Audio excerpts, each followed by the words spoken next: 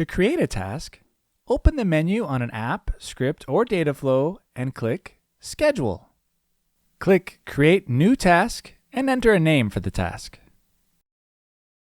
In the Action drop-down menu, choose between a full reload or a partial reload.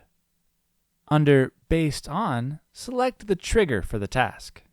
You have the following options: time-based, schedule the refresh to occur at a specific point in time; event-based, schedule the refresh to start when a specific event occurs. When creating a time-based schedule, you can define the frequency and interval of the refresh, the time zone and time of day, how long the schedule will remain active.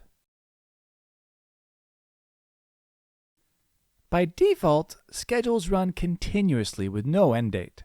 You can set a start and end date or limit the schedule to run only between two dates. Although tasks are typically scheduled, you can also run a task manually to trigger an immediate data update. From the scheduling dialog, you can edit existing tasks or choose to activate or deactivate them. Inactive tasks have an icon next to the task name. From this dialog, you can also see deleted tasks. To explore past executions, open History.